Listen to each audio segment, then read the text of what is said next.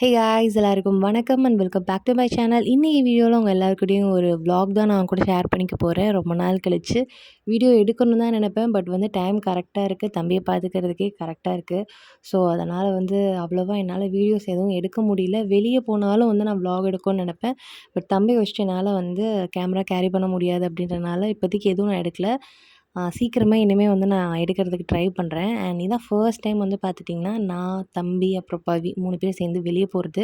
எதுக்காக அப்படின்னு பார்த்தீங்கன்னா, எனக்கு ஒரு செக்கப் பண்ண வேண்டியது இருந்தது. அதை பண்ணிவிட்டு அப்புறம் ஒரு சில திங்ஸ்லாம் வாங்க வேண்டியது இருந்தது.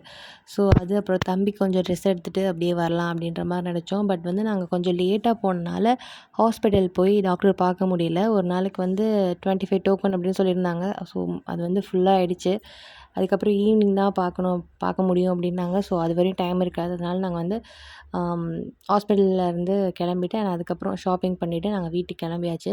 ஸோ நெக்ஸ்ட் டே பார்த்திங்கன்னா அதுக்கடுத்து நாங்கள் வெளியே போகிற மாதிரி இருந்தது. நான், அத்தை, மாமா எல்லோரும் சேர்ந்து வெளியே போயிருந்தோம். ஒரு சில திங்ஸ்லாம் வாங்க வேண்டியிருந்தது கடைக்கு, அப்புறம் வீட்டுக்கும். ஸோ அப்படியே போயிட்டு எல்லா திங்ஸும் வாங்கி முடிச்சுட்டு வீட்டுக்கு வந்தாச்சு. வீட்டுக்கு வந்ததுமே குட்டியாக ஒரு ஸ்கின் கேரும் பண்ணிட்டேன். போகிறப்ப சன்ஸ்க்ரீம் யூஸ் பண்ணியிருந்தேன். ஸோ வெயில் பயங்கரமாக இருக்குது. ஸோ வீட்டில் இருக்கும்போதுமே பார்த்திங்கன்னா நம்ம ஸ்கின்னை கேர் பண்ணி பார்த்துக்கணும். ஸோ வீட்டில் இருக்கும்போது இப்போதைக்கு நான் யூஸ் பண்ணுறது பார்த்திங்கன்னா மாமாஎர்த்லேருந்து aloe refresh hydrating light gel moisturiser தான். அண்ட் இதில் ஆலோவேரா அண்ட் ஹைலூரானிக் ஆசிட் இருக்கனால ஸ்கின்னை ரொம்ப நல்லா ஸ்மூத்தாகவும் நல்லா மாய்ஸ்சரைசராகவும் வச்சுக்கும்.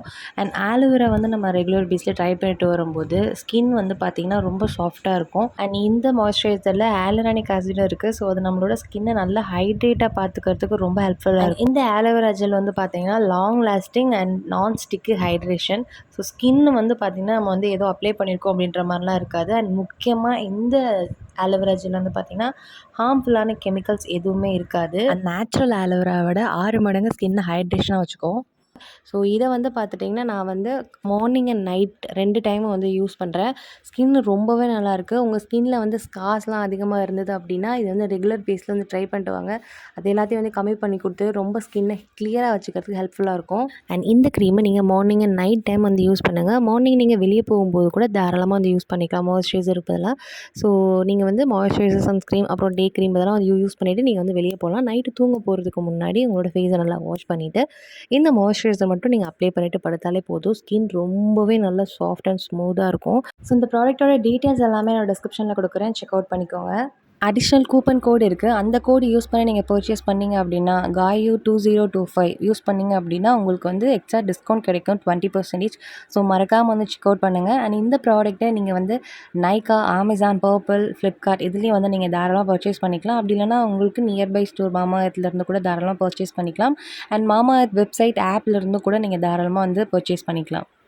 ஸோ உங்களோட ஸ்கின்னும் ரொம்ப ட்ரையாக இருக்குது, டீஹைட்ரேட்டாக இருக்குது, ரொம்ப அன்ஹெல்தியாக இருக்குது அப்படின்னா கண்டிப்பாக ஒன்ஸ் இந்த மாய்ஸ்சரைசர் வாங்கி யூஸ் பண்ணுங்கள். ரொம்ப ரொம்ப ஹெல்ப்ஃபுல்லாக இருக்கும். சிலருக்கு ஹேண்ட் அப்புறம் லெக்குமே ரொம்ப ட்ரையாக இருக்கும். ஸோ அந்த பார்ட்ஸில் கூட நீங்கள் தாராளமாக ட்ரை பண்ணி பார்த்துக்கலாம். டீட்டெயில்ஸ் எல்லாமே டிஸ்கிரிப்ஷனில் இருக்குது, செக் அவுட் பண்ணிக்கோங்க. ஸோ நெக்ஸ்ட்டு அதுக்கப்புறம் பார்த்துட்டிங்கன்னா சப்பாத்தி அப்புறம் அதுக்கு சிம்பிளான ஒரு குருமா பண்ணலாம் அப்படின்னு சொல்லி ட்ரை பண்ணேன். ரொம்ப நல்லா இருந்தது. அண்ட் நான் குருமா குக்கரில் தான் பண்ணுவேன். ஃபர்ஸ்ட் டைம் வடசட்டியில் பண்ணேன். ரொம்ப நல்லா இருந்தது. ஸோ ஃபர்ஸ்ட் எண்ணெய் விட்டுட்டு இந்த ஸ்பைசஸ் எல்லாம் ஆட் பண்ணிக்கோங்க. பட்டை, கிராம்பு, ஏலக்காய், அப்புறம் சோம்பு, பிரியாணி இலை, ஸ்டார் பூ இதெல்லாம் ஆட் பண்ணிவிட்டு அண்ட் அதுக்கப்புறம் பார்த்திங்கன்னா வெங்காயத்தை சின்ன சின்னதாக கட் பண்ணிவிட்டு கொஞ்சமாக ஹாஃப் வெங்காயத்தை கொஞ்சம் கொஞ்சமாக கட் பண்ணிவிட்டு இது கூட ஆட் பண்ணி நல்லா இந்த மாதிரி ஃப்ரை பண்ணிக்கலாம். அது நல்லா ஒரு கோல்டன் ப்ரௌன் கலரில் வரும். ஸோ அந்த ஸ்டேட் வந்ததுக்கப்புறம் பார்த்திங்கன்னா இஞ்சி பூண்டு பேஸ்ட்டு போட்டு ஒரு டேபிள் ஸ்பூன் 1 டேபிள் ஸ்பூன் போட்டுக்கலாம். போட்டுட்டு நல்லா இதையும் நான் ஃப்ரை பண்ணிக்கிறேன். ஸோ இது எல்லாம் நல்லா பச்சை வாசம் போனதுக்கப்புறம் பார்த்திங்கன்னா நான் பொடி ஆட் பண்ணிக்கிறேன். கொஞ்சமாக ஒரு டேபிள் ஸ்பூன் மிளகா பொடி, அப்புறம் கொஞ்சமாக பார்த்திங்கன்னா கரம் மசாலா, அப்புறம் அதுலேயும் கொஞ்சம் ஒரு 1/2 டீஸ்பூன் வச்சுக்கோங்களேன். அதில் கறி மசாலா, அப்புறம் மஞ்சள்தூள், அப்புறம் கொஞ்சமாக மல்லித்தூள் ஆட் பண்ணேன். ஸோ இந்த பொடியில் இருந்த பச்சை வாசனை போகிற வரையும் நல்லா ஃப்ரை பண்ணிவிட்டேன். அதுக்கப்புறம் பார்த்திங்கன்னா 2 தக்காளியை நான் மிக்ஸி ஜாரில் போட்டு அரைச்சி எடுத்திருக்கேன். ஸோ அதையும் இது கூட நம்ம நல்லா ஆட் பண்ணிக்கலாம். இதோட பச்சை ஸ்மெல் போனதுக்கப்புறம் நம்ம தேங்காய் அப்புறம் கொஞ்சம் கசகசா ஆட் பண்ணிவிட்டு நல்லா கொதிக்க விட்டு இறக்கணும் அப்படின்னா ரொம்ப சூப்பரான ஒரு குருமா ரெடி ஆயிரும். அண்ட் இடையிலே பார்த்திங்கன்னா கரண்ட் போயிடுச்சு. ஸோ அதனால் நான் அதுக்கப்புறம் அந்த வீடியோ எடுக்கல. சப்பாத்திக்கு சிம்பிளாக டக்குன்னு குயிக்காக ஒரு குருமா செய்யணும் அப்படின்னா இந்த குருமா ட்ரை பண்ணி பாருங்கள். மினிமம் பார்த்திங்கன்னா ஒரு 15 மினிட்ஸ் தான் எடுக்கும். அதுக்கு மேலாம் எடுக்காது. ரொம்ப நல்லாயிருக்கும். ட்ரை பண்ணி பார்த்துட்டு எப்படி இருந்தது அப்படின்னு எனக்கு கமெண்ட்ஸையும் ஷேர் பண்ணிக்கோங்க. ஸோ அதுக்கப்புறம் பார்த்திங்கன்னா நெக்ஸ்ட் டே தான் ஷூட் பண்ணேன். ஸோ நெக்ஸ்ட் டே மார்னிங் எழுந்து எப்போவுமே குக்கிங்லாம் முடிச்சுட்டு அதுக்கப்புறம் தம்பியை குளிப்பாட்டி விட்டுருவோம். காலையிலேயே வந்து பார்த்திங்கன்னா தம்பி குளிச்சிடும். ஒரு 10 மணிக்குள்ளேயே வந்து குளிப்பாட்டி, ஏன்னா அதுக்கு மேலலாம் வந்து பார்த்திங்கன்னா ரொம்ப வெயில் அடிக்கும். ஸோ வெயிலில் வச்சு குளிப்பாட்டுறதுக்கு ஒரு 10 மணிக்கே வந்து குளிப்பாட்டிட்டு ஃபுல்லாக வந்து ட்ரெஸ் சேஞ்ச்லாம் பண்ணி விட்டுட்டு தூங்க விட்டுருவேன். தூங்கினா அப்படின்னா மதியம் தான் எந்திரிப்பான். ஒரு 1 மணி 1:30க்கு எந்திரிப்பான். அதுக்கப்புறம் நல்லா முழிச்சு விளையாண்டுட்டு இருப்பான். அப்புறம் ஒரு 6 மணி 6:30 அந்த மாதிரி வந்து தூங்கிடுவான்.